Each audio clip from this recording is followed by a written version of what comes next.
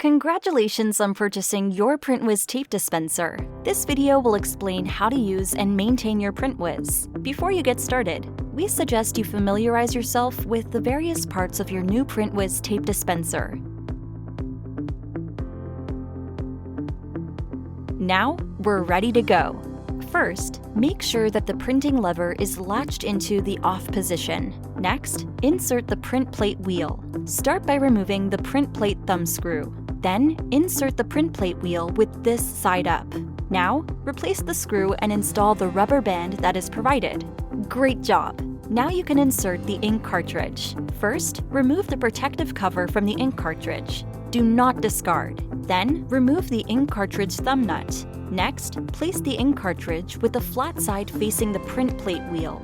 Lock it into position and replace the thumb nut. Place a roll of 2-inch wide tape onto the spindle with the adhesive side facing downwards, and then grab the yellow tape feeder that's located in the Printwiz handle. Adhere the start of the tape to the tape feeder. Now, insert the feeder over the white plastic roller and pull it straight down past the pressure rubber roller. Then advance the feeder down and around the pressure rubber roller and cut against the cutting blade. Be sure to use caution as the cutting blade is sharp.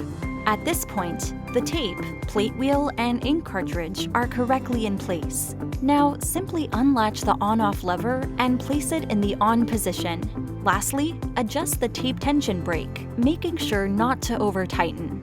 That's it! Your new Printwiz is ready to go. To increase the lifespan of your new Printwiz, periodically hand-tighten all screws, clean and lightly lubricate the spring mechanism with any silicone-based lubricant. When not using the dispenser for a period of time, place protective cover on the ink cartridge and place into bag. Refer back to instruction sheet if needed. Now let's print and tape with your new Printwiz.